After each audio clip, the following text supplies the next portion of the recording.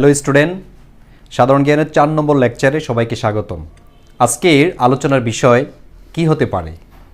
আজকে আলোচনার বিষয় হচ্ছে মুক্তিযুদ্ধ পার্ট 2। যেহেতু এই বিষয়টা খুব গুরুত্বপূর্ণ, সেজন্য আমি পার্ট ভাগ করেছি। ওকে ফাইন, কী বিষয় নিয়ে আজকে আলোচনা করব? দেখো, প্রথমে মুক্তিযুদ্ধের স্মৃতিস্তম্ভ। তোমরা দেখেছো যে একটা স্মৃতিস্তম্ভ থেকে 2020-21 সেশনে একটা পরীক্ষা এসেছে, ঢাকা মেডিকেলে তোমাদের পরীক্ষা এসেছে। এখান থেকে একটা প্রশ্ন আসবে, ভাস্কর্য, জাদুঘর, স্মৃতিসৌধ, বাংলাদেশ পরিচিতি, সীমানা, ঠিকানা, এটা ঠিকানা হবে না, এটা হচ্ছে জেলা উপজেলা। ঠিক আছে, এই বিষয়গুলো হচ্ছে আজকে আলোচনা হবে। আমরা দেখি প্রথমে কী নিয়ে আলোচনা করা যায়। দেখো, প্রথমে আমাদের জাতীয় স্মৃতিসৌধ নিয়ে আলোচনা আমরা করব। যেমন গত ক্লাসটি কি তোমাদের মনে আছে আমি কি পড়িয়েছিলাম? ওই যে মুক্তিযুদ্ধ খেতাবদের যে ফিগারগুলো, এগুলো মনে রাখতে হবে, কতজন ছিল। ঠিক আছে, মুক্তিযুদ্ধ খেতাবটা খুব গুরুত্বপূর্ণ। তোমাদের এরকম প্রশ্ন আসতে পারে, একটু আমি বলি। মুক্তিযুদ্ধ খেতাব থেকে যেমন প্রশ্ন আসবে যে কয়জন নারী মুক্তিযুদ্ধ খেতাব পেয়েছে। খেয়াল রাখবে, মুক্তিযুদ্ধ খেতাব যদি বলা হয়, মুক্তিযুদ্ধ, যারা গত ক্লাসটি আমার করেছো তারাই শুধু আমার সাথে কানেক্ট থাকতে পারবে। মুক্তিযুদ্ধ খেতাব, খেয়াল রাখবে, খেতাব পেয়েছে কয়জন নারী? খেতাব পেয়েছে মোট নারী 2 জন। কি? এক নম্বরে হচ্ছে তোমার তারামন বিবি। ঠিক আছে, আমাদের তারামন বিবি। আর 2 নম্বরে তিনি হচ্ছেন সেতারা বেগম। ঠিক আছে, সেতারা বেগম। এই 2 জনকে তোমার মুক্তিযুদ্ধের বীর প্রতীক খেতাব দিয়েছে। ঠিক আছে, আরেকজন ব্যক্তি আছে, এটা একটু তোমার নোট করবে, নোট জাস্ট। দেখো, এই নোটটা কি? সেটা হচ্ছে কাকন বিবি নামক, খাসিয়ার কাকন বিবি নামক একজন মহিলা ছিল, যিনি গোয়েন্দা হিসেবে মুক্তিযোদ্ধাদের তোমার হেল্প করেছিল। তাকে 1996 সালে তোমার মুক্তিযুদ্ধ খেতাব দিয়েছে, কিন্তু সেটা প্রকাশ হওয়ার আগে তিনি, গেজেট আকারে প্রকাশ হওয়ার আগে তিনি মারা গিয়েছেন। ঠিক আছে, গেজেট আকারে প্রকাশ পায়নি। কিন্তু উত্তর এই 2টাই হচ্ছে সঠিক। সেটা হচ্ছে মুক্তিযুদ্ধের খেতাব পেয়েছে কয়জন নারী, সেটা হচ্ছে 2 জন নারী। ঠিক আছে, তো এগুলো আমরা গত ক্লাসের সাথে একটু কানেক্ট করলাম। তা আমাদের আজকের যে আলোচনা, আমরা সেখানে যাই। সেটা হচ্ছে তোমার আজকের আলোচনার বিষয় হচ্ছে কি এগুলো। প্রথমে আমরা যেটা আলোচনা করব, জাতীয় স্মৃতিসৌধ। দেখো, এই যে জাতীয় স্মৃতিসৌধ, এখানে মূলত এটা কি? এটাকে বলা হয় তোমার সম্মিলিত প্রয়াস। এটা কি বলা হয়? সম্মিলিত প্রয়াস। তো সম্মিলিত প্রয়াস কি? সম্মিলিত তোমরা বুঝো মানে একসাথে, প্রয়াস মানে একটি স্মৃতি যেটার মাধ্যমে অনেকগুলো ঘটনার সাক্ষ্য দেয়। যেমন 1 নম্বরে কি দেখো, 1952 সাল। 1952 সালে এখানে দেখো তোমার 7টা ফলক আছে, তাই না? এই 7টা ফলক দ্বারা হচ্ছে গিয়ে 7টি ঘটনা রিপ্রেজেন্ট করে। এখন এই 7টি ঘটনা কি দেখাতো? 1952 সালে ভাষা আন্দোলন, এটা দ্বারা বোঝাবে প্রথমটা। 2 নম্বর যেই স্মৃতিস্তম্ভটি, ঠিক আছে, সেটা হচ্ছে 1954 সালের কি হয়েছিল বলো তো? এটা হচ্ছে 1954 সালে যুক্ত ফ্রন্ট। ঠিক আছে, আর 3 নম্বর যেটা, সেটা হচ্ছে 1958 সালের শাসনতন্ত্র, মানে হচ্ছে সামরিক শাসন জারি করে পাকিস্তান সরকার। সেই স্মৃতি বহন করে হচ্ছে তোমার 3য় স্তম্ভটি, বলকটি। তারপর হচ্ছে 4র্থ যেটি, 1962 সালে শিক্ষা আন্দোলন। গত ক্লাসে যারা করেছো তারা কিন্তু একবার প্রথম দিকে আমি বলেছি যে শিক্ষা আন্দোলন হয়েছিল বাংলাদেশে। ঠিক আছে, তোমরা যারা আমার গত ক্লাসটি করেছো তারা শুধু কমেন্টস করবে, সেটা হচ্ছে বাংলাদেশের শিক্ষা দিবস কোনটি। যারা পারবে তারাই শুধু অ্যান্সারটা করবে। ঠিক আছে, তবে অবশ্যই তারাই পারবে যারা হচ্ছে মেডিকেলে চান্স পাবে। এবং কি তুমি স্বপ্ন দেখো না ভাইয়া আসলে আমাকে চান্স পেতে হবে, ঠিক আছে, তাইলে ওই চান্স প্রাপ্ত স্টুডেন্টই কিন্তু পারবে, আমার যেটা বিশ্বাস। তো সেই শিক্ষা আন্দোলনটা হয়েছে 1962 সালে। আর 1966 সালে কি হয়েছিল? ঠিক আছে, 1966 সালে তোমার 6 দফা দাবি।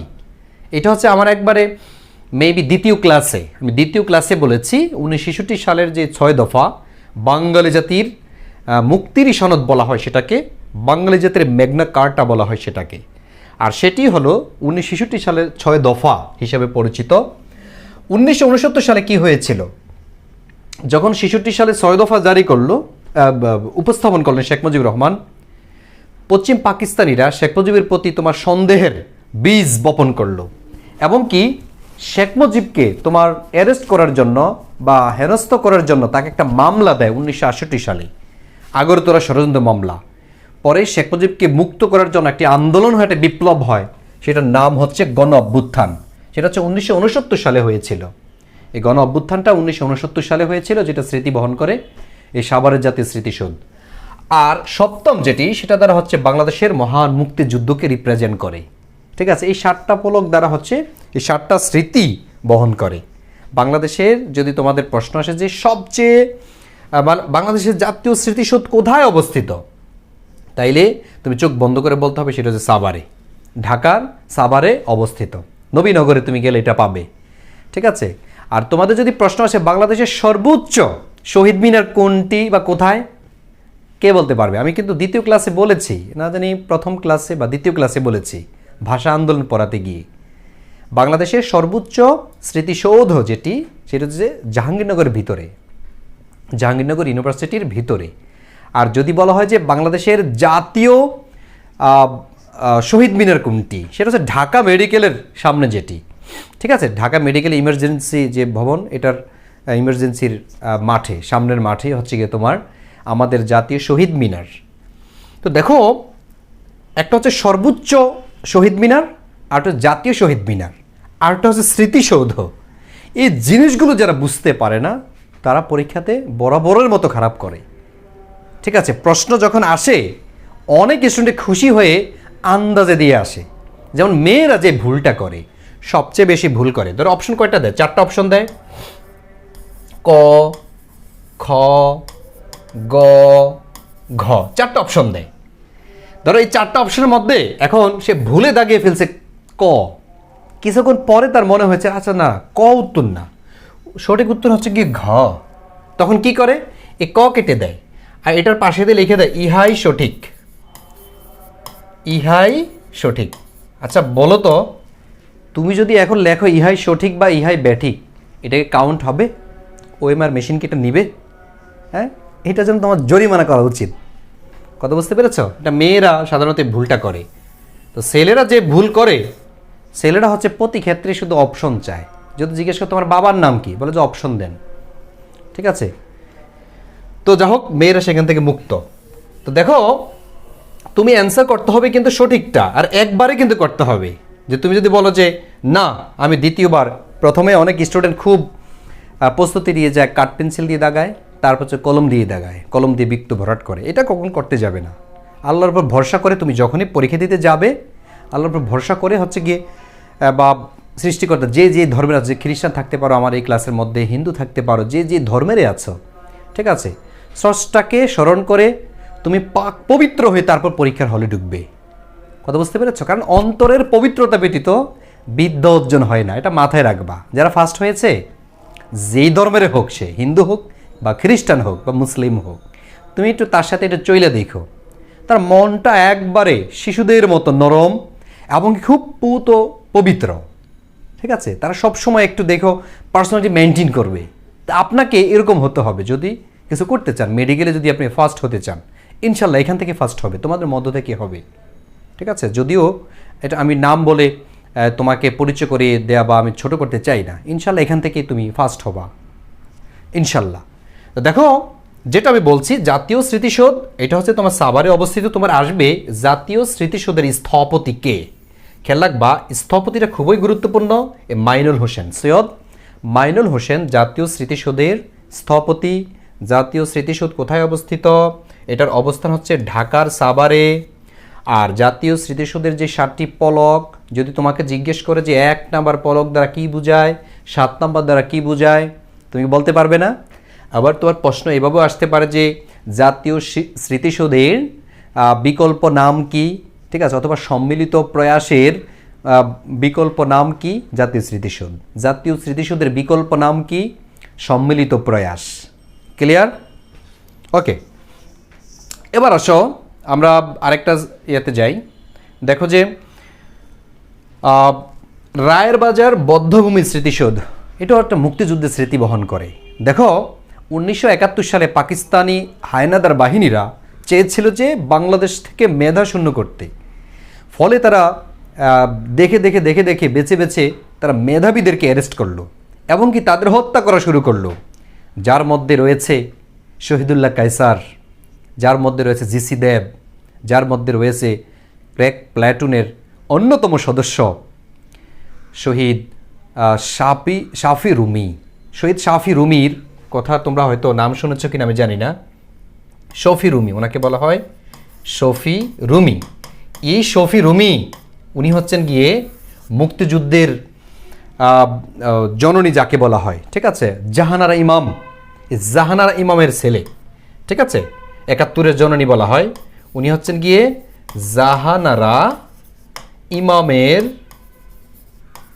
ছেলে, ঠিক আছে। জাহানারা ইমামের ছেলেকে এই শহীদ শফি রুমি, তিনি ক্র্যাক প্লেটুনের একজন সদস্য ছিলেন, ঠিক আছে। এবং কি আলতাফ মাহমুদ সহকারে তারা একসাথেই এই ক্র্যাক প্লেটুন বলতে একটা মুক্তিযুদ্ধের বাহিনী, যেটা হচ্ছে ঢাকা শহরে তাদের একটি বাহিনী ছিল। ওই যে গত ক্লাসে আমি বলেছিলাম তোমাদের কিছু নিয়মিত বাহিনী ছিল, অনিয়মিত বাহিনী ছিল, কিছু সেনাবাহিনী ছিল, কিছু হচ্ছে বেসামরিক বাহিনী ছিল, ছাত্রদের বাহিনী ছিল, তাই না?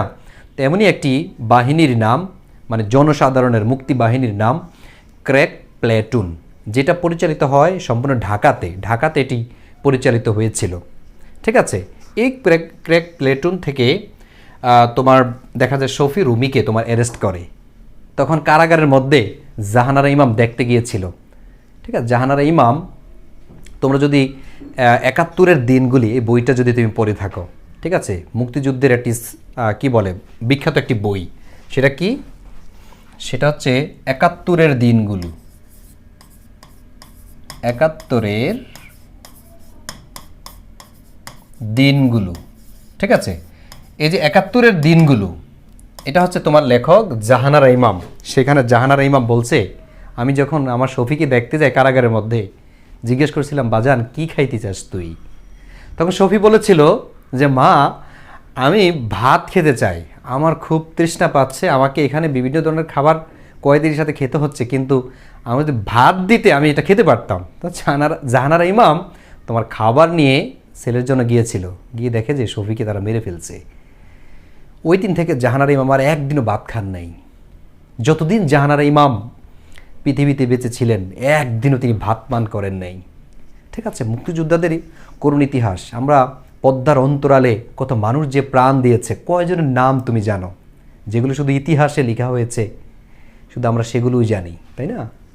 এই শফি ইমাম তো এরকম মেধাবী এবং বুদ্ধিজীবীদের মধ্যে আমাদের জহির রায়হানকে গায়েব করে দেয়, জহির রায়হানের ভাই শহীদুল্লাহ কায়সারকে গায়েব করে দেয় তারা, ঠিক আছে। এভাবে বেছে বেছে দেখা যায় যে যখন বুদ্ধিজীবীদেরকে হত্যা করলো, তারা ভেবেছিল যে বাংলাদেশে মনে হয় আর বুদ্ধিজীবী নেই, মনে হয় বাংলাদেশ শেষ, কারণ মেধাবীদেরকে শেষ করে দিল।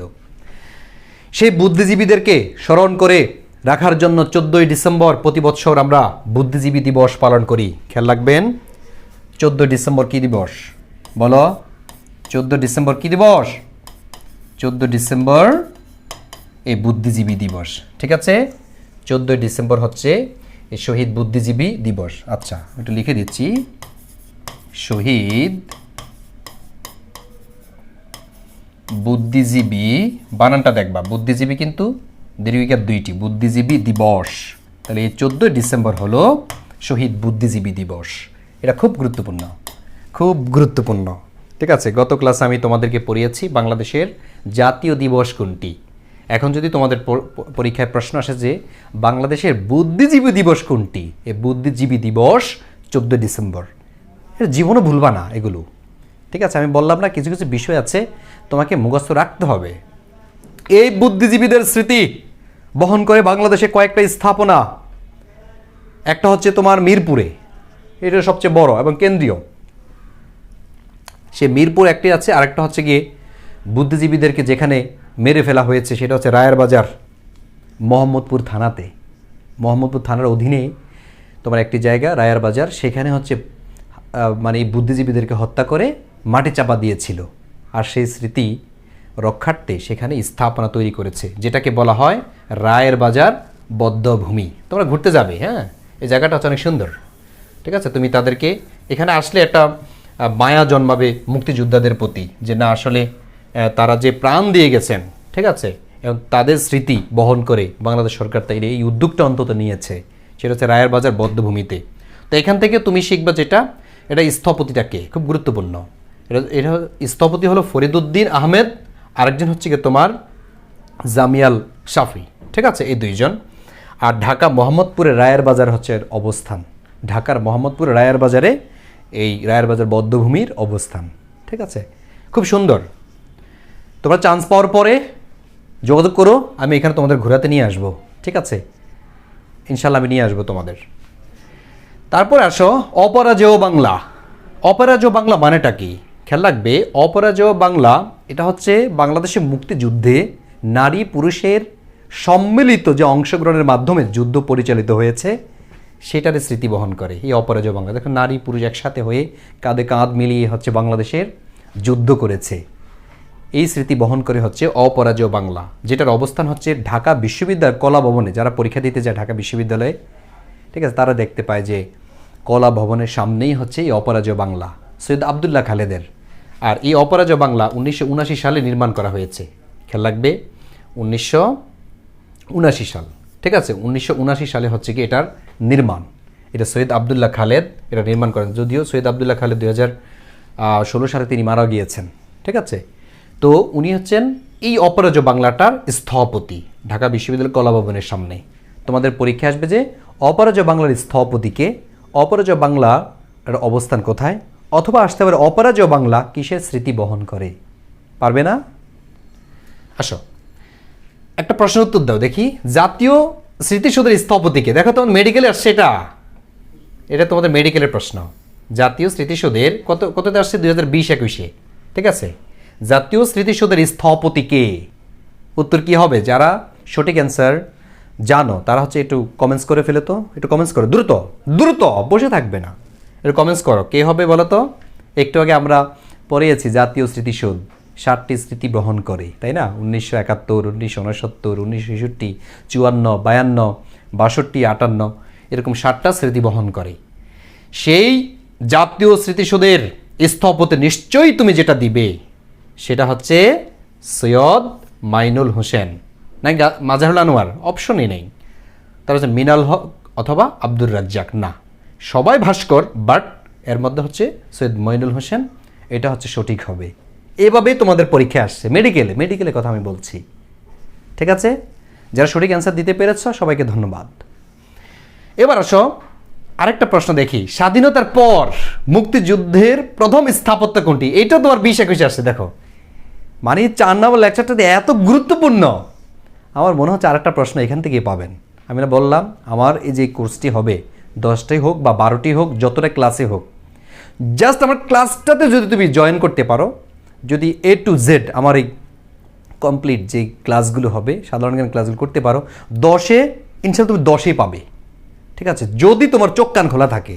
আর যদি বলো যে ভাইয়া শুধু আপনার ক্লাসের উপর ডিপেন্ড করে থাকলে আপনার ক্লাস থেকে হুবহুব পড়বে, আমি বলো যে না ভাইয়া, হুবহুব তো কখনো প্রশ্ন করবে না। তাহলে তো আমি কি ঢাকা মেডিকেলে প্রশ্ন করি বা তোমাদের সাকিব ভাইয়া করে? না, ঢাকা মেডিকেলে কর্তৃপক্ষ করে। কথা বুঝতে পেরেছেন? কিন্তু এই ইতিহাসটা যদি তুমি জানো, প্রথম ক্লাসটা যদি তুমি ভালো করে বুঝো, তাইলে 10-এ 10 নিশ্চিত করা সম্ভব। আর তুমি বুঝো সাধারণ জ্ঞান 10-এ 10 পাও মানে কি?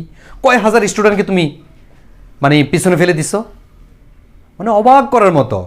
তোমাকে চান্স দিতে বাধ্য, ঠিক আছে। অনেক স্টুডেন্ট অবহেলা করবে, কিন্তু তুমি করবা না। সাধারণ জ্ঞান, ও আচ্ছা, সাধারণ জ্ঞান পড়তে হয় না। এক ভাইয়া বলেছিল সাধারণ জ্ঞান পড়তে হয় না। আচ্ছা কেন ভাই? আর সাধারণ জ্ঞান এটা হচ্ছে নর্মাল সাবজেক্ট, কয়েকদিন পড়লে নাকি হয়, ঠিক আছে। এটা কখনো তুমি অন্তত বিশ্বাস করবা না, ঠিক আছে। কোন ভাই বললো, কোন বোন তোমাকে এই সমস্ত পরামর্শ দিলে এটা কখনো নিবা না। প্রত্যেকটা সাবজেক্টে হচ্ছে তুমি সমান তালে হচ্ছে তুমি গুরুত্ব দিয়ে পড়াশোনা করবে। একটা মেধাবী স্টুডেন্টের বৈশিষ্ট্য হচ্ছে প্রত্যেকটা সাবজেক্টের সে ব্যালেন্স করবে। কথা বুঝতে পেরেছেন? ওকে, তাহলে আমি যেটা বলছিলাম, তাইলে এটা কোনটা হবে সঠিক অ্যান্সার বলো তো? এটা পরীক্ষা এসছে, তাহলে সেটা হচ্ছে জাগ্রত চৌরঙ্গী। আব্দুর রাজ্জাক ছিল এটার স্থপতি।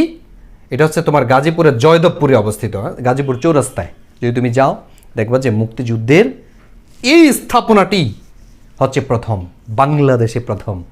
তুমি বদ্ধভূমি বলো, অপরাজয় বাংলা বলো, অথবা মুক্তিযুদ্ধ জাদুঘর বলো, সবার আগে যে স্থাপনাটি হয়েছে মুক্তিযুদ্ধের সেটা হচ্ছে জাগ্রত চৌরঙ্গী।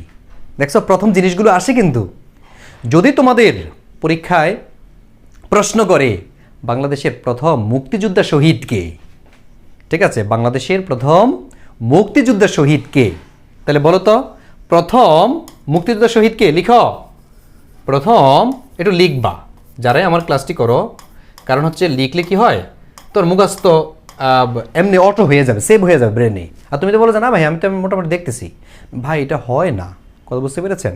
সিস্টেম আছে, সব কিছু পড়াশোনাটা সিস্টেম আছে, সিস্টেম অনুসরণ করেন, আপনাকে কেউ ঠেকাতে পারবে না, আপনার সফলতা কেউ ঠেকাতে পারবে না। আর যদি নিজের মতো করে চলেন হোঁচট খাবেন প্রতি পদে পদে। যখন চান্স পাবেন না তখন দেখবেন যে দুনিয়াটা আপনার কাছে মনে হয় যেন এমন, হায় আল্লাহ মাটিটা ফেটে যাক, আমি মাটির নিচে চলে যাই। আপনার যে বান্ধবী, আপনার যে বন্ধু এতদিন পর্যন্ত আপনার সাথে ছিল, সে এখন মেডিকেলের বারান্দায় ঘুরে আপনার ফোনটাও রিসিভ করে না। কথা বুঝতে পেরেছেন? আপনি যে কত গুরুত্বপূর্ণ একজন ব্যক্তি ছিলেন, আজকে চান্স না পাওয়ার কারণে আপনাকে কেউ জিজ্ঞাসাও করে না। ঠিক আছে, একটা পজিশন লাগবে, একটা স্ট্যাটাস লাগবে আপনার। কথা বুঝতে পেরেছেন? আপনার ফ্যামিলিতে আপনাকে কোনো প্রকার পাত্তাই দিচ্ছে না, কারণ আপনি এত গুরুত্বপূর্ণ কথা বলছেন, ঠিক আছে, তারপর এত ভালো ভালো পরামর্শ দিচ্ছেন, আপনার কোনো কথাই আমলে নিচ্ছে না। কেন? আপনার পজিশন নেই। ঢাকা মেডিকেলে চান্স পান, ঠিক আছে, ভালো একটা ইউনিভার্সিটি চান্স পান, ঠিক আছে, তখন দেখবেন আপনি এই যেটা বলবেন যদি ভুলও হয় বলছেন না না না ওটা ওটা ওটা ওটা। কথা বুঝতে পেরেছ? আপনার রেসপেক্ট তারা করতে বাধ্য, কারণ পজিশন ব্যতীত এটা পৃথিবী ভাই সিস্টেম। তুমি বলো যে কেন ভাই এটা তো তাহলে পার্সিয়ালিটি করতেছে মনে হয়। না ভাই, এটা পার্সিয়ালিটি না, এইটা হচ্ছে পৃথিবীর সিস্টেম। ঠিক আছে, পজিশন লাগবে। এখন দেখো এই মুক্তিযুদ্ধের যেটা হচ্ছে প্রথম মুক্তিযোদ্ধা শহীদ যদি বলা হয়, ঠিক আছে, এটা পরীক্ষায় আসার সম্ভাবনা খুব, সেটা হচ্ছে শঙ্কু মজুমদার। খেয়াল রাখবে, মজুমদার না, সমজদার, উনি হচ্ছেন মুক্তিযুদ্ধের প্রথম শহীদ। ঠিক আছে, মুক্তিযুদ্ধের প্রথম শহীদ হলো শঙ্কু মজুমদার। ঠিক আছে, লিখেছ? এখন যদি তোমাদের আমি জিজ্ঞেস করি ভাষা আন্দোলনের প্রথম শহীদ কে, মনে আছে? ভাষা আন্দোলনের প্রথম শহীদ কে? আবুল বরকত নাকি রফিকুদ্দিন আহমেদ নাকি ওহিউল্লাহ নাকি আব্দুল জব্বার? কোনটাকে বলবেন? রফিকুদ্দিন আহমেদ জগন্নাথ কলেজের স্টুডেন্ট ছিলেন, সান্ধ্যকালীন স্টুডেন্ট ছিলেন, প্রথম ভাষা শহীদ। ঠিক আছে, আর মুক্তিযুদ্ধের প্রথম শহীদ হচ্ছে এই শঙ্কু সমজদার। এটা পরীক্ষায় এসছে। কথা বুঝতে পেরেছি? প্রথম বিষয়গুলো আসে, শেষ বিষয়গুলো আসে। কথা বুঝতে পেরেছেন? ওকে ফাইন, যারা অ্যান্সার দিয়েছে তাদের সবাইকে ধন্যবাদ। এবার আসো আমাদের কিছু জাতীয় বিষয় বলে নিয়ে আলোচনা করি। বাংলাদেশের জাতীয় বিষয়, দেখো জাতীয় বিষয় যদি নাকি আমি আলোচনা করি,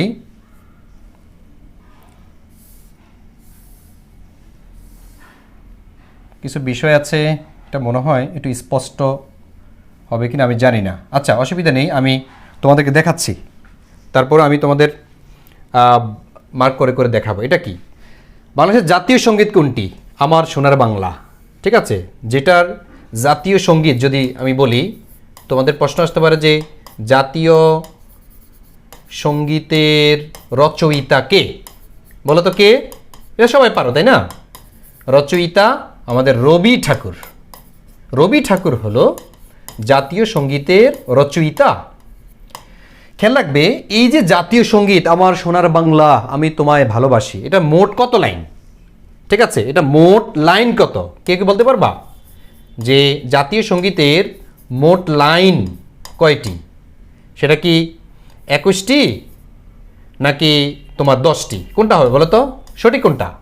21টি না 10টি? জাতীয় সঙ্গীতের মোট লাইন কয়টি? সেটা হচ্ছে 10টি। যখন বলা হবে জাতীয় সঙ্গীতের মোট লাইন কয়টি বা জাতীয় সঙ্গীত কয় লাইনের, তাহলে হবে 10 লাইনের। যদি বলা হয় আমার সোনার বাংলা গানটি কয় লাইন, মোট কয় লাইন, তাইলে হবে 21 লাইন। আমার সোনার বাংলা যে গানটি, এটা হচ্ছে টোটাল 21 লাইন। আমি আশা করি বুঝাতে পেরেছি। খেয়াল রাখবে এই আমাদের যে জাতীয় সঙ্গীত বা আমার সোনার বাংলা গানটি, এটা রবীন্দ্রনাথ ঠাকুর লিখেছেন বঙ্গভঙ্গের বিরুদ্ধে। বঙ্গভঙ্গ যখন হয়েছিল তখন এই বাংলার মানুষকে অনুপ্রাণিত করার জন্য তিনি এই গানটি লিখেছেন, আমার সোনার বাংলা আমি তোমায় ভালোবাসি। অর্থাৎ বঙ্গভঙ্গের প্রতিবাদে রবীন্দ্রনাথ ঠাকুর যে গান লিখেছেন সেটার নাম হলো আমার সোনার বাংলা। পরবর্তীতে 1972 সালে বঙ্গবন্ধু শেখ মুজিবুর রহমান এই গানটিকেই বাংলাদেশের জাতীয় সঙ্গীত হিসেবে স্বীকৃতি প্রদান করে এবং আমাদের সংবিধানেও স্বীকৃতি পায় এই গানটি। ঠিক আছে, তাহলে আমাদের এই জাতীয় সঙ্গীত আরেকটা নাম্বার একটু মনে রাখবে, সেটা হচ্ছে 4 লাইন। ওখানে তো আমরা 10 লাইন লিখেছি। খেয়াল রাখবে, যদি মুখে মুখে গাওয়া হয় তাইলে হবে 10 লাইন। যদি বলা যায় আমাদের জাতীয় সঙ্গীত মুখে মুখে কত লাইন গাওয়া হয়, তাহলে উত্তর হবে 10 লাইন গাওয়া হয় মুখে মুখে। আর যদি বলা হয় যে যন্ত্র সাহায্যে জাতীয় সঙ্গীত বাজানো হয় কয় লাইন, দেখো না যন্ত্রের সাহায্যে সবাই দাঁড়িয়ে আছে, মনে মনে বলতে চায় এখানে মিউজিক চলছে, মিউজিকের সাথে হচ্ছে মাত্র 4 লাইন। মিরপুর স্টেডিয়ামে যখন ক্রিকেট খেলা শুরু হয়, ধরো ভারত এবং বাংলাদেশের মধ্যে খেলা, তো ভারতের জাতীয় সঙ্গীত এবং বাংলাদেশের জাতীয় সঙ্গীত গাওয়া হয়, ওইটা গায় মুখে মুখে, কিন্তু মূলত হচ্ছে যন্ত্রসঙ্গীত বা কোনো অনুষ্ঠানের মধ্যে এই 4 লাইন শুধু এই শোনানো হয়। ঠিক আছে, যদি তুমি 10 লাইন গাওয়া শুরু করো, ঠিক আছে, বাংলাদেশের জাতীয় সঙ্গীত অথবা তারপর যে ভারতের যে জাতীয় সঙ্গীত ওইটা আছে তোমার 40 লাইন, তো 40 আর 10 হচ্ছে 50 লাইন। মানুষকে খেলা দেখবে নাকি চলে যাবে? তোমার জাতীয় সঙ্গীত শুনে মানুষ চলে যাবে যে ও মাই গড। ঠিক আছে, এই জন্য 4 লাইন হচ্ছে যন্ত্রসঙ্গীত বা কোনো অনুষ্ঠানের মধ্যে বাজানো হয়, আর মুখে মুখে গাওয়া হয় জাতীয় সঙ্গীতের মোট 10 লাইন। এটা হচ্ছে আমাদের জাতীয় সঙ্গীত সম্পর্কে গেল। এবার আসো, আমি কি বলেছি আমি আবার একটু বলি। আমাদের জাতীয় সঙ্গীতের রচয়িতা রবীন্দ্রনাথ ঠাকুর। এটি বঙ্গভঙ্গের প্রতিবাদে 1905 সালে রবীন্দ্রনাথ ঠাকুর লিখলেন। আর এই জাতীয় সঙ্গীত হিসেবে স্বীকৃতি পায় এই গানটি 1972 সালে বঙ্গবন্ধু কর্তৃক। জাতীয় সঙ্গীত মোট 10 লাইন, কিন্তু আমার সোনার বাংলা গানটি রবীন্দ্রনাথ ঠাকুরের মোট 21 লাইন। মুখে মুখে গাওয়া হয় 10 লাইন, আর যন্ত্রসঙ্গীতের সাথে গাওয়া হয় বা বাজানো হয় যন্ত্রসঙ্গীতের সাহায্যে 4 লাইন। Okay fine. এবার আসো আমরা 2 নম্বরে দেখি কি আছে। 2 নম্বর লেখা আছে আমাদের জাতীয় বন। বলো তো আমাদের জাতীয় বন কোনটি? আমাদের জাতীয় বন হচ্ছে সুন্দরবন। এটা হচ্ছে আমাদের জাতীয় বন, সুন্দরবন। কিন্তু যদি বলে যে জাতীয় উদ্যান কোনটি, উদ্যান আর বনের মধ্যে পার্থক্য আছে। জাতীয় উদ্যান বললে সোহরাওয়ার্দী উদ্যান হবে। যখন বলা হবে জাতীয় বন কোনটি, মনে রাখবা বাংলাদেশের জাতীয় বন হলো সুন্দরবন। এই সুন্দরবনের 62 ভাগ হচ্ছে বাংলাদেশে, আর বাকি থাকে 38। এই 38 ভাগ হচ্ছে তোমার ভারতে। ঠিক আছে, ভারতের অধীনে হচ্ছে তোমার 38%, আর বিডি মানে বাংলাদেশের অধীনস্থ হচ্ছে তোমার কত 62%। ঠিক আছে, এই সুন্দরবনের পাশে একটি বিদ্যুৎ প্ল্যান্ট তৈরি হচ্ছে যার নাম হলো রামপাল বিদ্যুৎ কেন্দ্র। খেয়াল রাখবে, গতকাল আমি বলেছিলাম রামপাল বিদ্যুৎ কেন্দ্র। এই রামপাল বিদ্যুৎ কেন্দ্রের স্থাপন সেটা হচ্ছে সুন্দরবনের পাশে। ঠিক আছে, পরিবেশবাদীরা এটা নিয়ে আন্দোলন করছে যে এটা কেন করা হচ্ছে। ঠিক আছে, তো এই যে সুন্দরবন, আমাদের এত চমৎকার সুন্দরবন, তোমরা দেখতে গিয়েছো অনেকে, যারা যাওনি গিয়ে দেখে আসবা। চান্স পাওয়ার পরে তুমি দেখবা ফ্লেভার পাবা আলাদা। ঠিক আছে, খুব মজা পাবা তুমি। চান্স না পাই আবার মন ভাঙ্গা থাকবে, খুব কষ্টে থাকবে তোমার। ঠিক আছে, আর আগেও যেতে আমি নিষেধ করি। এখন আপাতত এখন যে সময়টা আছে এটা সম্পূর্ণ তুমি কাজে লাগাও, টেবিলে বসো তুমি। আমি বলছি যে এখনও ঘোরাঘুরি দরকার নেই, তুমি চান্স পাও। আমি তোমার কথা দিয়েছি রায়ের বাজার বদ্ধভূমি, ঢাকাতে যারা থাকবে আমি তাদেরকে নিয়ে হচ্ছে রায়ের বাজার বদ্ধভূমিতে আমি ঘুরতে যাবো ইনশাল্লাহ। ঠিক আছে, সম্পূর্ণ আমার খরচে যান, আপনাদের কোনো দরকার হবে না। যোগাযোগ করবেন যারাই মেডিকেলে চান্স পাচ্ছেন, যে কোনো বাংলাদেশের যে কোনো মেডিকেলে আপনি চান্স পান, আপনি যোগাযোগ করলে অবশ্যই সাকিব ভাইয়ের মাধ্যমে অথবা আমার মাধ্যমে আমরা রায়ের বাজার গিয়ে আড্ডা দেব ইনশাল্লাহ। দেখো যেটা বলছিলাম সেটা হচ্ছে সুন্দরবনে কয়েকটা পয়েন্ট আছে, কয়েকটা চর আছে। একটা চরের নাম কি? দুবলার চর। খেয়াল রাখবে, এটা হচ্ছে সুন্দরবনের একবারে দক্ষিণে। এটা পরীক্ষায় আসতে পারে তোমাদের যে দুবলার চরের অবস্থান কোথায়, সেটা হচ্ছে এই সুন্দরবনের পাশে বা সুন্দরবনের দক্ষিণে।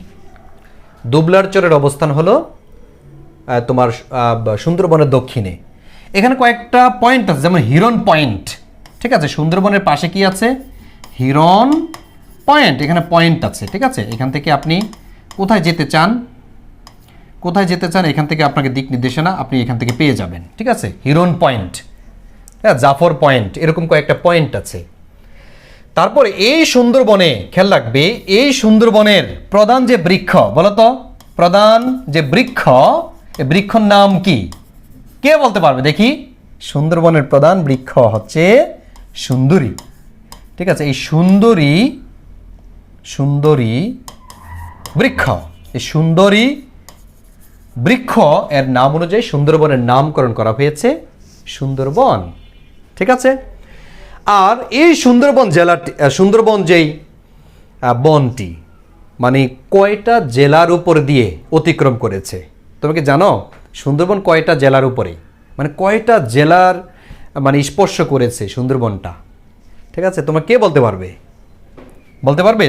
যদি তুমি বলতে পারো যে সুন্দরবন কয়টা জেলাতে, তাহলে তুমি কমেন্টস করো। আমি কি অপশন দিব?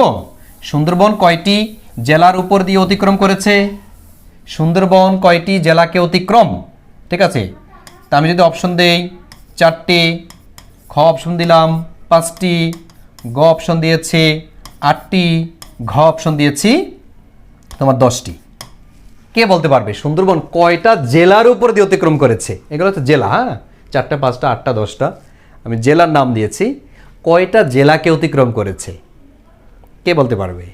হ্যাঁ, সঠিক অ্যান্সার কোনটা? সঠিক অ্যান্সার নিশ্চয়ই হবে খ, 5টি। ঠিক আছে, তুমি এটা ছন্দ দিয়ে মনে রাখতে পারো, বাঘ সাঁতারে খুব পটু। ঠিক আছে, বাঘ সাঁতারে খুব পটু। ঠিক আছে, বাঘ সাঁতারে খুব পটু। বাঘ মানে কি বলতো? এই বাঘ দ্বারা কি বোঝাবে? বাগেরহাট। অর্থাৎ এই বাগেরহাট জেলার উপর দিয়ে সুন্দরবন অতিক্রম করেছে সবচেয়ে বেশি। সাঁতার মানে কি বলতো? সাতক্ষীরা। অর্থাৎ সাতক্ষীরা, নট আটক্ষীরা, এটা হচ্ছে সাতক্ষীরা জেলার উপর দিয়ে অতিক্রম করেছে। তোমরা কমেন্টস করে ফেলবে কে কোন জেলার। ঠিক আছে, কে কোন জেলা থেকে দেখতেছো, যদি কমন আসে তোমাদের লিখে ফেলবে যে ভাই আমি সাতক্ষীরার, আমি গর্বিত বাগেরহাট নিয়ে। এই খুতে কি বলতো?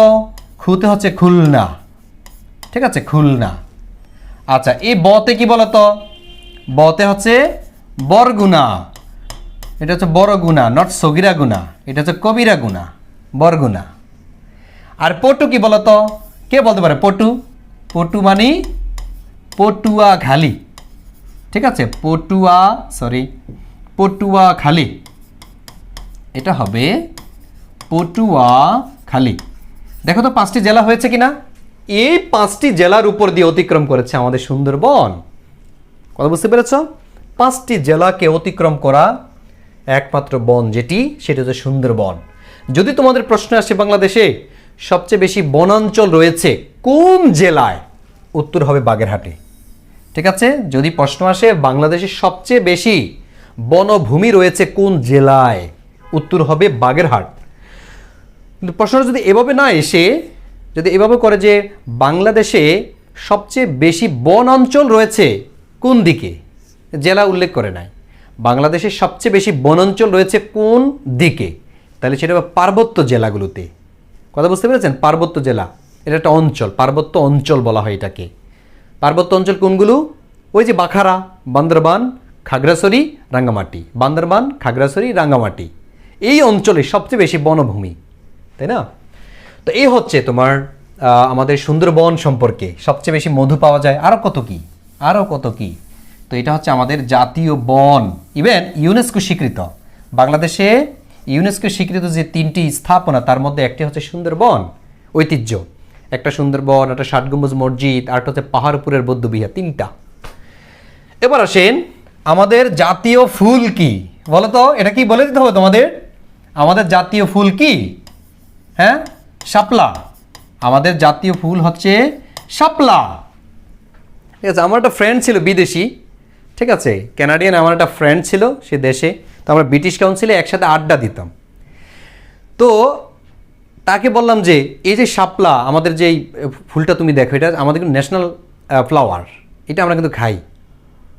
বলছে বলো কি? বলছে হ্যাঁ। বলছে তোরা জাতীয় ফুল এটা খায় ফেলোস?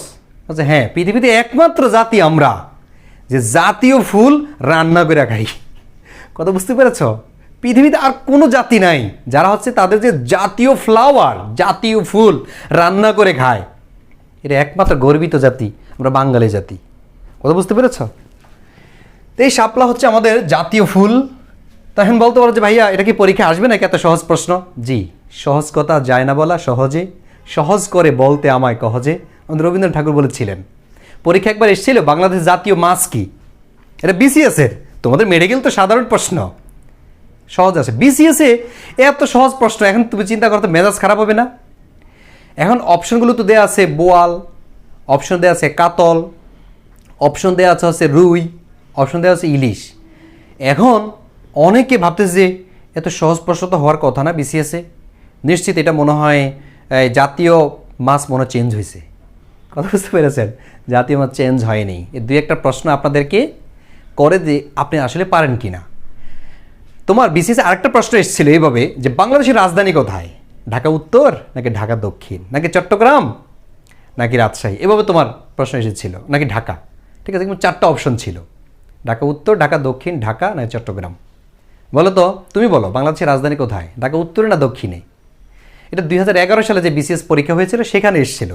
তা আমাদের অনেক স্টুডেন্ট, অনেক ভাইরা কিন্তু যারা বিসিএস পরীক্ষা দিয়েছে তারা কিন্তু ভুল করছে। আমি তোমাদের মতো তখন ক্যান্ডিডেট ছিলাম, ঠিক আছে, আমিও তখন কোচিং করতাম, ঠিক আছে। তো তখন আমাদের এক স্যার পরীক্ষা দিয়ে এসেই এই গল্পটা করলেন যে আমি ভুল করে দিয়ে আসছি, আমি ঢাকা দক্ষিণ দিয়ে আসছি, কারণ ঢাকা দক্ষিণের মেয়র তখন মেয়র হানিফের পুত্র সাইদ খোকন। অনেকের কাছে ঢাকা উত্তর খুব গুরুত্বপূর্ণ, যেহেতু উত্তরা তারপরে বিশাল অঞ্চল, ঢাকা উত্তরটা মনে হয় বাংলাদেশের রাজধানী। অনেকে দিয়ে আসছে তোমার তখনকার যে মেয়র ছিল ওনার নাম কি ভুলে গেলাম, তো উত্তর দিয়ে আসছে। মূলত উত্তর হবে ঢাকা, ঢাকা উত্তরও না দক্ষিণও না, উত্তর এবং দক্ষিণ দুইটা সিটি কর্পোরেশনে ভাগ করা হয়েছিল। কথা বুঝতে পেরেছেন? আচ্ছা, তাহলে এ হচ্ছে গিয়ে তোমার সহজ প্রশ্ন চলে আসতে পারে, আপনি ভুল করবেন না। জাতীয় জিনিস চেঞ্জ হয় খুব কম। এবার আসে বাংলাদেশের জাতীয় মসজিদ কোনটি বলো তো? সেটা হচ্ছে বাইতুল মুকাররম। 1962 সালে পাকিস্তানের থারিয়ানি এটি প্রতিষ্ঠা করলেন, ঠিক আছে। এটি হচ্ছে বাংলাদেশের জাতীয় মসজিদ। বাংলাদেশের জাতীয় ও স্বাধীনতা দিবস কোনটি? এটা কি বলে দিতে হবে? একবার বলছি আমি তোমাদের, এটা 26শে মার্চ। 26শে মার্চ হচ্ছে বাংলাদেশের জাতীয় দিবস। 26শে মার্চ হলো বাংলাদেশের জাতীয় দিবস, বাংলাদেশের স্বাধীনতা দিবস। এই 26শে মার্চকে জাতীয় দিবস হিসাবে ঘোষণা করা হয়, জাতীয় দিবস হিসেবে ঘোষণা করা হয় 1980 সালে, ঠিক আছে। 26শে মার্চকে জাতীয় দিবস হিসেবে ঘোষণা করা হয় 1980 সালে। ওকে, তারপরে দেখো 6 নম্বর হচ্ছে বাংলাদেশের জাতীয় চিড়িয়াখানা কোনটি? ঠিক আছে, ঢাকা চিড়িয়াখানা, এটা তোমরা অধিকাংশই পারো হয়তো। তারপর হচ্ছে বাংলাদেশের জাতীয় মাছ কোনটি? তো জাতীয় মাছ কি? ইলিশ। ইলিশের বাড়ি চাঁদপুর, আমার চাঁদপুর, ঠিক আছে। তারপর দেখো বাংলাদেশের জাতীয় এটা কি হবে? বাংলাদেশের জাতীয় পাখি এটা হচ্ছে দোয়েল। বাংলাদেশের জাতীয় পাখি হচ্ছে গিয়ে দোয়েল। আর 8 নম্বর যেটা, সেটা হচ্ছে বাংলাদেশের জাতীয় সংবাদ সংস্থা কোনটি? বাংলাদেশ সংবাদ সংস্থা। হ্যাঁ, বাংলাদেশ সংবাদ সংস্থা বা বাসস এটাকে বলা হয়, ঠিক আছে, বাসস। বাংলাদেশ এরকম বাসস, বাংলাদেশ সংবাদ সংস্থা, এটা হচ্ছে বাংলাদেশের জাতীয় সংবাদ সংস্থা। বাংলাদেশের জাতীয় সংবাদ সংস্থা, নট পত্রিকা, আবার দেখেন ভুল করবেন না। বাংলাদেশের জাতীয় পাখি হচ্ছে দোয়েল। বাংলাদেশের জাতীয় গাছ কোনটি? এটা তোমরা বলবা, বলো। বাংলাদেশের জাতীয় ফল কোনটি? এটা তোমরা পারবে, এটা অবশ্যই তোমরা পারবে। আর বাংলাদেশের জাতীয় বৃক্ষ কোনটি? দেখে কে বলতে পারবে? বৃক্ষ, আমাদের জাতীয় বৃক্ষ কোনটি? বিডি মানে বাংলাদেশ। বাংলাদেশের জাতীয় বৃক্ষ কোনটি? দেখি বলো। কাঁঠাল গাছ, কাঁঠাল, তারপরে হচ্ছে আঙ্গুর, তারপরে হলো আম, তারপরে হলো বট, কোনটা হবে বলো তো? কে বলতে পারবে দেখি? সঠিক অ্যান্সারটা কে দিতে পারবে? হ্যাঁ, বাংলাদেশের জাতীয় বৃক্ষ কোনটি? বাংলাদেশের জাতীয় বৃক্ষ কোনটি? তোমরা কিন্তু অধিকাংশই চিন্তা ভাবনা করতেছে উল্টাপাল্টা, তাই না? খেয়াল রাখবে, বাংলাদেশের জাতীয় বৃক্ষ হলো আম গাছ। এটা 2010 সালে ঘোষণা। খেয়াল রাখবে, 2010-এ হচ্ছে কি এটা ঘোষণা করা হয়। 2010 সালে এই আম গাছকে জাতীয় বৃক্ষ হিসাবে ঘোষণা করা হয়। কথা বুঝতে পেরেছ? তাইলে বাংলাদেশের জাতীয় বৃক্ষ, আমাদের জাতীয় বৃক্ষ হলো আম গাছ। ঠিক আছে, আম গাছ হলো আমাদের জাতীয় বৃক্ষ। এটা ঘোষণা কবে? ঘোষণা হয় 2010 সালে। ঠিক আছে, এটা ঘোষণা হয় 2010 সালে। প্রশ্ন হতে পারে যে ভাইয়া বট গাছটা তো হতে পারতো না, বট গাছ না। তুমি যুক্তি দেখাতে পারো যে ভাইয়া 2 মার্চ 1971 সালে বটতলার নিচ থেকে বাংলাদেশের স্বাধীন দেশের পতাকা উত্তোলন করেছিল, যে কারণে তোমার বটতলাটা হতে পারে। ঠিক আছে, তোমার যুক্তি। কিন্তু আমতলা হবে না কেন? আম গাছকে জাতীয় গাছ করার পিছনে কয়েকটা কারণ রয়েছে। 1 নম্বর কারণ হচ্ছে এই আম্রকানন, সেটা হচ্ছে 1955 সালে আওয়ামী মুসলিম লীগ থেকে মুসলিম শব্দটা বাদ দেওয়া হয় নারায়ণগঞ্জে শামীম ওসমানের বাড়িতে আম গাছের নিচ থেকে। 2 নম্বর হচ্ছে 1971 সালের 17 এপ্রিল অস্থায়ী সরকারের বা মুজিবনগর সরকারের শপথ পাঠ অনুষ্ঠান হয়েছিল মেহেরপুর জেলার আম্রকানন থেকে, আমবাগান থেকে। 3 নম্বর হচ্ছে 1952 সালের 21 ফেব্রুয়ারি 144 দ্বারা ভঙ্গ করা হয়েছিল ঢাকা মেডিকেলের অপোজিটে, যেখানে আম বাগান ছিল, আম গাছ ছিল। এই আম গাছের নিচ থেকেই আনম গাজীউল হকের নেতৃত্বে 144 ধারা ভঙ্গ করা হয়েছিল, যার কারণে বাংলাদেশ সরকার সিদ্ধান্ত নিয়েছে যে বাংলাদেশে যদি জাতীয় গাছ হয় সেটা আম গাছ হবে। ঠিক আছে, আর বট গাছ হচ্ছে ভারতের জাতীয় গাছ। ওকে ফাইন, আমি আশা করি তোমাদের বোঝাতে পেরেছি। এবার আসো আমরা আরেকটা টপিকে যাব। জাতীয় বিষয়গুলো খুব গুরুত্বপূর্ণ। ঠিক আছে, আরও জাতীয় বিষয় আছে আরও, যেমন এটা পড়ানো হয়ে গেছে, কাঁঠাল বলেছি আমি, তাই না? কাঁঠাল বলেছি। বাংলাদেশের জাতীয় বৃক্ষ, বাংলাদেশের জাতীয় বিমানবন্দর হজরত শাহজালাল আন্তর্জাতিক বিমানবন্দর। এটার পূর্ব নাম ছিল জিয়া আন্তর্জাতিক বিমানবন্দর। জিয়া আন্তর্জাতিক পূর্ব নাম ছিল কুর্মিটোলা আন্তর্জাতিক বিমানবন্দর। কথা বুঝতে পেরেছেন? তো বর্তমানে কোথায় ঠেকেছে? শাহজালাল আন্তর্জাতিক বিমানবন্দর। এটা হচ্ছে বাংলাদেশের জাতীয় বিমানবন্দর। ঠিক আছে, আরেকটা বিষয় একটু বলে রাখি, বাংলাদেশে আন্তর্জাতিক বিমানবন্দর আছে 4টি। ঠিক আছে, আন্তর্জাতিক বিমানবন্দর কয়টি? 4টি। Okay fine. বাংলাদেশ জাতীয় জাদুঘর, জাতীয় জাদুঘর হচ্ছে শাহবাগে অবস্থিত। ঘুরে আসবা। ঠিক আছে, যেহেতু মেডিকেলে পরীক্ষা দিতে চাচ্ছ, অথচ জাতীয় জাদুঘর দেখবা না, নাকশা ফাটিয়ে ফেলবো। তারপর দেখো বাংলাদেশের জাতীয় পতাকা, সবুজের মাঝে লাল বৃত্ত। অনেকে জানেই না যে বাংলাদেশের পতাকা কেমন। ঠিক আছে, অথবা যদি কেউ জিজ্ঞেস করে যে বাংলাদেশের যে জাতীয় প্রতীক, জাতীয় প্রতীকের তারকা চিহ্ন কয়টি, কে বলতে পারবে? আমাদের জাতীয় যে প্রতীক, আমাদের জাতীয় প্রতীক কি, কে বলতে পারবা? হ্যাঁ, আমাদের জাতীয় প্রতীক কি, কে বলতে পারবা? তুমি পারো? যদি পারো তাহলে তুমি মনে মনে বলো। সেটা হচ্ছে পানিতে ভাসমান জাতীয় ফুল শাপলা, তাই না? উভয় পাশে ধানের শীষ বেষ্টিত পানিতে ভাসমান জাতীয় ফুল শাপলা, যার 2 পাশে 2টি করে মোট 4টি তারকা। কয়টি তারকা বলো তো? 4টি তারকা। কতবার যে পরীক্ষা এসছে, তোমাদের মেডিকেল পরীক্ষা এসছে, এটা অনেক স্টুডেন্ট জানেই না যে এটা যে পরীক্ষা এসছে। কথা বুঝতে পেরেছেন? তাহলে জাতীয় প্রতীকে তারকা, তারকা চিহ্ন হচ্ছে কয়টি? তারকা চিহ্ন হচ্ছে 4টি।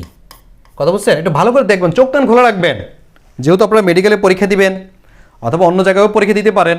যেহেতু আপনারা বাংলাদেশের সবচেয়ে বেশি মেধাবী, সাকিবের এখানে যারা এসছে আমি যতটুকু জানি তারা অধিকাংশ হচ্ছে গিয়ে মেধাবী এবং খুব চতুর। ইভেন চান্স পাইলে ইনশাল্লাহ তোমাদের মধ্য থেকে পেতে হবে ইনশাল্লাহ। আর না পাইলে হচ্ছে নাকশাবো। দেখো আমাদের জাতীয় প্রতীকে চিহ্ন। তারপর দেখো বাংলাদেশের জাতীয় গ্রন্থাগার শেরেবাংলা নগর আগারগাঁয়, লাইব্রেরি। বাংলাদেশের জাতীয় কবিকে, এটা কি বলে দিতে হবে? আমাদের জাতীয় কবি চলে আঞ্জাম দুলে তানজাম, খুলে হুর ফরি মরি ফেট দুসের হাম্মাম, চলে কাকের কলসে কৌসর, হাতে আবে জমজম জাম, শুনে দাম্মাম কাম্মাম তাম্মাম শাম্মাম মন্ডির গুশিকার নাম, পরে চল সাল্লাল্লাহু আলাইহি সাল্লাম। এই কবিতা শুনেই তুমি বুঝতে পেরেছো এটা কার কবিতা হতে পারে। এরা নিশ্চয়ই নজরুল ব্যতীত এটা কেউ বলতে পারবে না। এত কঠিন কঠিন শব্দ, দোলে তানজাম নাই তাজ তাই লাজ ওরে মুসলিম খরজুর শিশু তোরা সাজ, ফাতিহা দোয়াজ দমের মধ্যে নজরুল বলেছেন। আমাদের বিদ্রোহী কবি, আমাদের জাতীয় কবি, আমাদের প্রাণের কবি নজরুল। ঠিক আছে, এই নজরুলকে জাতীয় কবির মর্যাদা দিয়েছেন শেখ মুজিবুর রহমান। ঠিক আছে, নজরুলের জন্ম কিন্তু বাংলাদেশে না, বিশ্বকবির জন্ম বাংলাদেশে না, একজনের জন্ম বাংলাদেশে না, এদের জন্ম আছে ভারতে, সব কলকাতায়। কথা বুঝতে পেরেছ? কিন্তু নজরুলের যে কবিতা, যে সাহিত্য, এগুলো হচ্ছে বাংলাদেশের মুক্তিযুদ্ধের ক্ষেত্রে, ভাষা আন্দোলনের ক্ষেত্রে, ৬৬ আন্দোলনের ক্ষেত্রে, ৬৯ আন্দোলনের ক্ষেত্রে অনুপ্রেরণা জুগিয়েছিল। কত বুঝতে পেরেছ? সবাই খেয়াল রাখবে, রাজনীতি করবে না। কেউ থাকবে হচ্ছে লেখালেখিতে, কেউ হচ্ছে কবি হবে, কেউ দার্শনিক হবে, কেউ জ্যোতির্বিদ হবে, কেউ ডাক্তার মুরাদ হবে। তোমাদের খবরদার, ডাক্তার হবা কিন্তু মুরাদ হবা না। ভালো মানের হতে হবে, একজন ভালো মানের ডাক্তার হতে হবে। মন মাইন্ড নিয়ে নিবা যে আমার দ্বারা যাতে কোনো মানুষ ক্ষতিগ্রস্ত না হয়। টাকা বড় কথা না, মানুষকে টাকা দিয়ে কখনো মূল্যায়ন কখনো করবা না, এটা করাও সম্ভব না। তুমি যদি মনে করো যে আমি তো এখানে কোর্স ফি দিয়ে তারপরে ক্লাস আমি করতেছি, ঠিক আছে, হ্যাঁ, আমার কাছে হচ্ছে সাকিব ভাই বাধ্য। খেয়াল রাখবে, টাকা দিয়ে একটা ক্লাসকে যদি তুমি মূল্যায়ন করতে চাও তো নিতান্তই হীন। এটা আমি ভাষায় বুঝাতে পারবো না তোমাকে। ঠিক আছে, কিছু কিছু বিষয় টাকা দিয়ে হয় না। যদি টাকা দিয়ে হতো তাহলে মেডিকেলের যে ভাইয়া আমাকে ১ কোটি টাকার মেধা দেন, ১ কোটি টাকার পড়াশোনা দেন, আমি মাথার মধ্যে ঢুকাই মেডিকেলে ঢুকে যাই, ইম্পসিবল। টাকা দিয়ে তোমার ভিতরে পড়া ঢুকানো যাবে না। এটা পবিত্র একটা জিনিস, এটা হচ্ছে গড গিফটেড, উপর থেকে আসতে হয়। দেখেন, যেটা বলছি সেটা হচ্ছে আমাদের জাতীয় কবি কাজী নজরুল ইসলাম, ওনাকে বলা হয় বিদ্রোহী কবি। ঠিক আছে, বিদ্রোহী কবিতা লিখেছেন। ঠিক আছে, আর তোমার ইংরেজি সাহিত্যের বিদ্রোহী কবি হচ্ছে লর্ড বায়রন। লর্ড বায়রনকে বলা হয় বিদ্রোহী কবি। আর ইংল্যান্ডের জাতীয় কবি হচ্ছে শেক্সপিয়ার। আর বাংলাদেশের জাতীয় কবি হলো আমাদের জাতীয় কবি নজরুল। আচ্ছা, বাংলাদেশের জাতীয় স্মৃতিসৌধ সম্মিলিত প্রয়াস মনে আছে কি? ওই যে সাভারের জাতীয় স্মৃতিসৌধ আমি প্রথম স্লাইডে দেখিয়েছি, দেখে আসো প্রয়োজনে যদি ভুলে যাও। সম্মিলিত প্রয়াস যেটা হচ্ছে সাভারে অবস্থিত জাতীয় স্মৃতিসৌধ। ঠিক আছে, জাতীয় স্মৃতিসৌধ একটা, জাতীয় শহীদ মিনার একটা, সর্বোচ্চ শহীদ মিনার একটা। বাংলাদেশের জাতীয় পশু এটা হচ্ছে রয়্যাল বেঙ্গল টাইগার। হ্যাঁ, আমরা এটার জন্য সারা পৃথিবীতে পরিচিত। জাতীয় পশু। বাংলাদেশের জাতীয় খেলা কোনটি? কাবাডি খেলা। অনেকে জানে না যে কাবাডি কীভাবে খেলতে হয়, এটা আমাদের জাতীয় খেলা। কথা বুঝতে পেরেছ? আমার মনে ধরে না যেটা, এটাকে আমার জাতীয় খেলা হিসাবে আমি দিয়ে দিলাম। কয়জন পারো? এখান থেকে হাত তোলো, কে কে পারো, ইয়েস লেখো যে হ্যাঁ ভাইয়া আমি কাবাডি পারি। আর যদি নাকি কাবাডি খেলা না পারো অত নু লেখো যে ভাই আমি জীবনে কাবাডি খেলা খেলি নেই, তাহলে নু লিখবা। আর যদি খেলে থাকো তাহলে ইয়েস লিখবা। কথা বুঝতে পেরেছো? ইয়েস, যে হ্যাঁ ভাই আমি একবার হলো কাবাডি খেলেছি। এটার নাম ছিল আগে হাডুডু, ঠিক আছে, পরবর্তীতে নাম হয় কাবাডি খেলা। প্রচুর ভালো খেলা, আমি ছোটোবেলায় খেলেছি। ঠিক আছে, খুব এনার্জি দরকার হয় এই খেলাটা খেলতে। তারপরে বাংলাদেশের জাতীয় পার্ক কোনটি? শহীদ জিয়া শিশু পার্ক। নিশ্চিত থাকো এটা পরীক্ষায় আসবে না। ঠিক আছে, শহীদ জিয়া শিশু পার্ক এগুলো পরীক্ষায় আসবে না। তো এ হচ্ছে কি তোমাদের জাতীয় বিষয়াবলী। এবার আসো বাংলাদেশ পরিচিতিটা আমরা একটু জেনে নেই। বাংলাদেশ পরিচিতি, আমরা দেশ স্বাধীন করলাম, ভাষা আন্দোলন করে মায়ের ভাষা নিয়ে আসলাম। তারপরে অনেককেই বীর শ্রেষ্ঠ, কাউকে বীর প্রতীক খেতাব দিয়েছে। কত একাডেমি প্রতিষ্ঠা হয়েছে, কত প্রতিষ্ঠান হয়েছে, কত রাস্তাঘাট তৈরি হয়েছে, পদ্মা সেতু নির্মাণ হয়েছে, স্যাটেলাইট হয়েছে, পিপিলিকা নামক আমাদের ল্যাপটপ তৈরি হয়েছে। কত অগ্রযাত্রা বাংলাদেশের, কিন্তু সেই বাংলাদেশকে আমি চিনলাম না। ঠিক আছে, তাহলে আসো এতক্ষণ পর্যন্ত যার গুণগান আমরা গাইলাম, ঠিক আছে, তার সম্পর্কে একটু জানি। সেটা হচ্ছে বাংলাদেশ। তুমি বলো যে ভাইয়া এখান থেকে প্রশ্ন আসবে কি না, এই কথা আমাকে বলবা না, কারণ সাধারণ জ্ঞান যখন পড়বা তুমি, এটা হচ্ছে ব্যাকগ্রাউন্ড যদি তুমি না জানা থাকে তুমি আসলে সাধারণ জ্ঞান মনে রাখতে পারবে না। ঠিক আছে, আর যে বিষয়গুলো সবচেয়ে গুরুত্বপূর্ণ আমি সেই বিষয়গুলো এখানে আলোচনা করার চেষ্টা করছি। কারণ আমাকে যদি শুধু তুমি বলো যে ভাইয়া বাংলাদেশ পরিচিতিটা আমাকে এমনভাবে পড়িয়ে দেন যাতে এর বাইরে থেকে কোনো একটা প্রশ্ন না আসার সুযোগ থাকে, ঠিক আছে, তাইলে অনেক সময় লাগবে, অনেক সময় আমার সাথে থাকতে হবে। ঠিক আছে, আর তাইলে এখান থেকে কমন আসার সম্ভাবনা। কিন্তু তারপর আমি বেসিক বিষয়গুলো শুধু আলোচনা করে যাচ্ছি।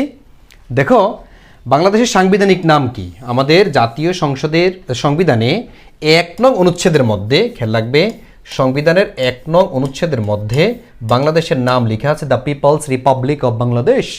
The People's Republic of Bangladesh, যেটা বাংলা দ্বারায় গণপ্রজাতন্ত্রী বাংলাদেশ। এটা হচ্ছে বাংলাদেশের সাংবিধানিক নাম। আর বাংলাদেশের রাজধানী কোথায় বলো তো? বাংলাদেশের রাজধানী, এটা কি আবার ভুল করবা নাকি ঢাকা উত্তর দক্ষিণ দিয়ে ফেলবা? এটা হচ্ছে রাজধানী। বাংলাদেশের রাজধানী। তাহলে বাংলাদেশের রাজধানীটা হচ্ছে তোমার কোথায়? সেটা হচ্ছে ঢাকা। খেয়াল রাখবে, এই ঢাকাকে এই পর্যন্ত কতবার রাজধানী ঘোষণা করা হয়েছে মনে আছে তোমাদের? আমি কিন্তু বলেছি ভাইয়া, ঢাকাকে এ পর্যন্ত 5 বার রাজধানী ঘোষণা করা হয়েছে। প্রথম রাজধানী ঘোষণা করা হয়েছে 1610 সালে ইসলাম খান চিশতি। পরবর্তীতে রাজধানী করা হয়েছিল 1660 সালে। পরবর্তীতে রাজধানী ঘোষণা করা হয় 1905 সালে বঙ্গভঙ্গের সময়। তারপর হচ্ছে দেশ বিভাগের সময় 1947 সালে। তারপর রাজধানী ঘোষণা করা হয় 1971 সালে। ঠিক আছে, এই হচ্ছে বাংলাদেশের 5 বার রাজধানী ঘোষণা।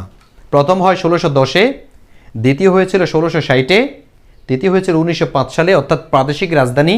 এই 1905 সালে যখন বঙ্গভঙ্গ পৃথক হয়েছিল, প্রদেশ পৃথক করা হয়েছিল।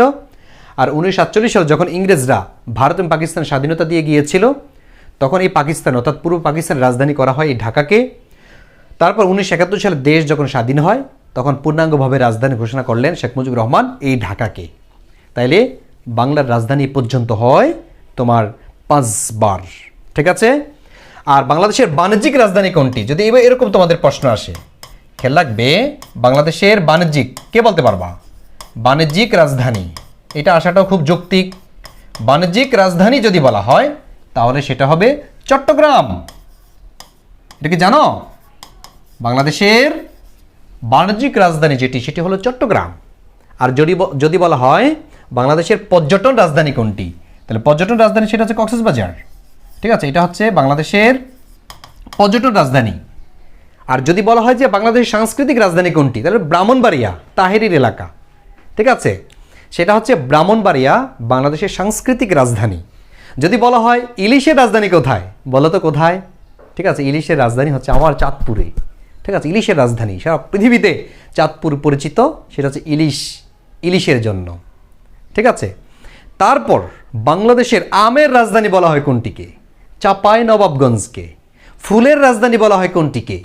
যশোর জেলাকে। যশোরে সবচেয়ে বেশি ফুল।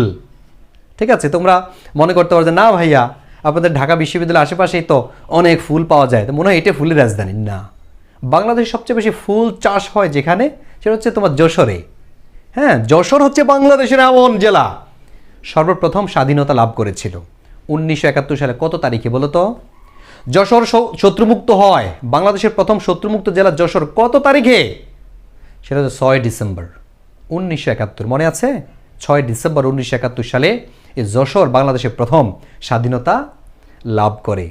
এই যশোর জেলা বাংলাদেশের প্রথম ডিজিটাল জেলা। ঠিক আছে, তাহলে বাংলাদেশের প্রথম ডিজিটাল জেলা যেটি, সেটি হলো যশোর জেলা। ওকে, ফাইন। তারপর দেখো বাংলাদেশের পরিচিতি সম্পর্কে আরেকটা বিষয় আমরা একটু জেনে রাখি, সেটা হচ্ছে বাংলাদেশের আয়তন কত। দেখি বলো তো, তোমরা যদি নাকি ওই পুরাণ নিয়ে পড়ে থাকো তাইলে কিন্তু সঠিক আয়তনটা বলতে পারবে না। বাংলাদেশের আয়তন কিন্তু বৃদ্ধি পেয়েছে।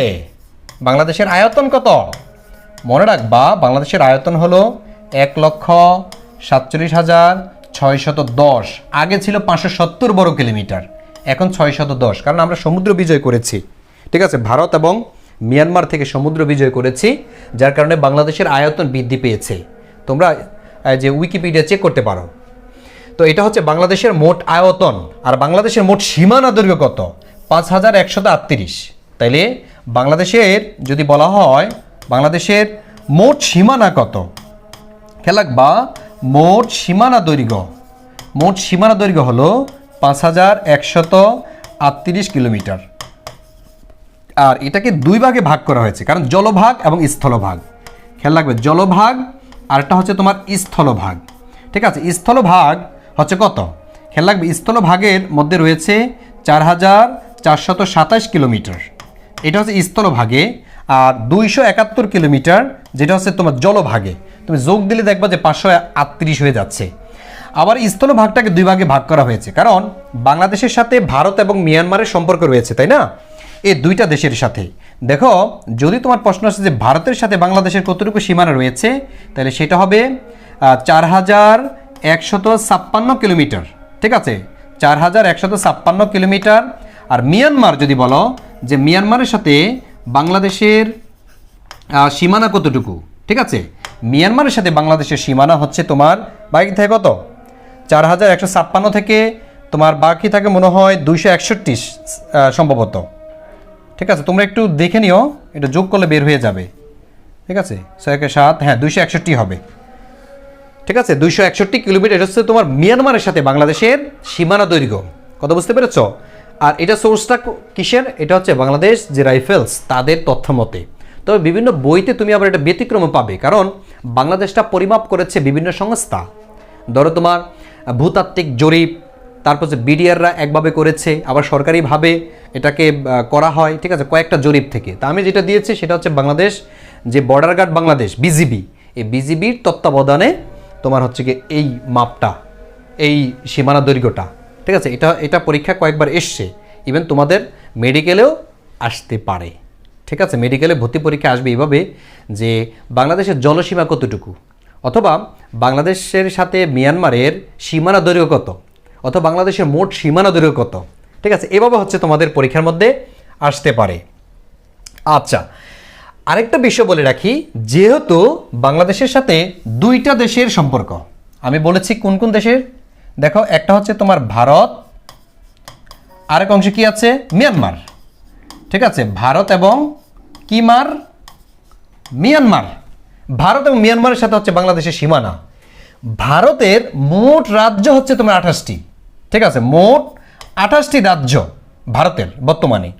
এই 28টি রাজ্যের খেয়াল রাখবা 5টির সাথে বাংলাদেশের সীমানা সংযোগ, 5টির সাথে বাংলাদেশের সীমানা দৈর্ঘ্য। ঠিক আছে, বাংলাদেশের 5টি জেলার সাথে ভারতের 5টি রাজ্যের সাথে বাংলাদেশ সীমানা রয়েছে। আমি ত্রিপমে আসাম, ত্রিপুরা, পশ্চিমবঙ্গ, মেঘালয়, এবং হচ্ছে 5টি রাজ্যের সাথে বাংলাদেশের সীমানা রয়েছে। আর বাংলাদেশের 30টি জেলার সাথে ভারতের সীমানা রয়েছে। আর মিয়ানমারের মাত্র দুইটি, মিয়ানমারের 2টি রাজ্যের সাথে, খেয়াল রাখবা 2টি রাজ্যের সাথে মিয়ানমারের 2টি রাজ্যের সাথে বাংলাদেশের সীমানা সংযোগ রয়েছে। একটা হচ্ছে তোমার চীন রাজ্য, আরেকটা হচ্ছে রাখাইন রাজ্য। চীন এবং রাখাইন, চীন আবার দেশ না, চীন তাদের এটা কোচিন নাম ছিল আগে, পরবর্তীতে নাম হয় চীন। এটা হচ্ছে মিয়ানমার একটা রাজ্যের নাম। এই চীন এবং রাখাইন, এই দুইটা রাজ্যের সাথে বাংলাদেশের সীমানা সংযোগ রয়েছে। এটা হচ্ছে বাংলাদেশের সীমানার কথা বললাম আমি। ঠিক আছে, আচ্ছা, তারপরে বাংলাদেশের বিভাগ কয়টি দেখি বলো তো। বাংলাদেশের বিভাগ কয়টি? অলরেডি আলোচনা চলছে যে কুমিল্লাকে বিভাগ করা হোক, কিন্তু প্রাইম মিনিস্টার সেখানে ভেটো দিয়েছেন যে না, কুমিল্লা হবে না, পদ্মা মেঘনা নামে 2টা বিভাগ আমি করতে চাচ্ছি, আমার খুব ইচ্ছা। ঠিক আছে, এবং এটা সময়ের দাবি, এটা করতে চাচ্ছে। কুমিল্লা বিভাগ কি হবে কি হবে না, তো ওইটা এখনও ঘোষণা করা হয়নি। এটা বাদ দিয়ে বর্তমানে বাংলাদেশে বিভাগ কয়টি রয়েছে খেয়াল রাখবে। আমার মানচিত্রের মধ্যে আপডেট করা আছে, বাংলাদেশে কোনো মানচিত্রে এখনও আপডেট করা হয়নি, শুধু সুহেলস ম্যাপে এটা আপডেট করে দেওয়া আছে যে একবারে বিভাগগুলো আইডেন্টিফাই করে দেওয়া আছে, এবং কি ছন্দ আকারে দেওয়া আছে। ছন্দ আকারে ওখানে দেওয়া আছে যে কোন বিভাগে কয়টি জেলা। যেমন তুমি যদি একটি বিভাগের নাম শোনো, সেটা হচ্ছে রংপুর বিভাগ। এখন রংপুরের জেলা কয়টি তুমি জানো? খেয়াল রাখবে, রংপুর বিভাগ জেলা কয়টি? ঠিক আছে, জেলা হচ্ছে কি তোমার 8টি না? রংপুর বিভাগে 8টি জেলা। আচ্ছা দেখি 8টি কিনা আমরা একটু চেক করি। তুমি একটা ছন্দ লিখবা এভাবে, লাল নীল রঙের 20টি গাই পঞ্চ ঠাকুরকে দিন, ঠিক আছে, ছন্দ একসাথেই, পঞ্চ ঠাকুরকে দিন, লাল নীল রঙের 20টি গাই পঞ্চ ঠাকুরকে দিন। দেখো তো এখানে কয়টা জেলা, লালের নিচে দাগ হবে, নীল নিচে দাগ হবে, কারণ লাল দিয়ে কি লালমনিরহাট রংপুর বিভাগের একটি জেলা, নীল দিয়ে কি নীলফামারী রংপুর বিভাগের একটি জেলা, এর রং দিয়ে হচ্ছে রংপুর, এটা হচ্ছে কি রংপুর সদর জেলা, কুড়িমানি হচ্ছে কুড়িগ্রাম, এটা হচ্ছে তোমার রংপুর বিভাগের একটি জেলা, গাইমানি হচ্ছে গাইবান্ধা, এটা হচ্ছে রংপুর বিভাগের একটি জেলা, পঞ্চদী হচ্ছে পঞ্চগড়, এটা হচ্ছে রংপুর বিভাগের একটি জেলা, ঠাকুর মানে হচ্ছে ঠাকুরগাঁও, এটা হচ্ছে রংপুর বিভাগের একটি জেলা, দিনাজপুর দিন মানে হচ্ছে দিনাজপুর, এটা হচ্ছে রংপুর বিভাগের একটি জেলা। এভাবে মানচিত্রের মধ্যে ছন্দ দিয়েছি, এটা কোথাও এরকম দেয়া নাই, ঠিক আছে। তোমরা সাকিব ভাইয়ের সাথে হচ্ছে যোগাযোগ করবে, অবশ্যই তোমরা কুরিয়ারে পেয়ে যাবে এই মানচিত্র দুইটা, বাংলাদেশ এবং আন্তর্জাতিক, এই দুইটা তোমার টেবিলে রাখবা, তাহলে দেখবা যে বিসিএস এর প্রিপারেশনটা তুমি এখান থেকে শেষ করে ফেলতে পারবে।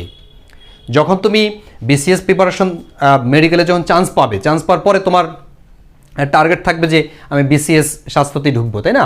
তো সেখানে তোমার এখান থেকে তোমার প্রশ্ন করবে, কথা বুঝতে পেরেছে? ইভেন মেডিকেল যে ভর্তি পরীক্ষা, এই বিষয়টা দুইটা মানচিত্র শেষ করলেই প্রায় তুমি অনেকগুলো প্রশ্নই কমন পাবে, অনেকগুলোই ইনশাল্লাহ।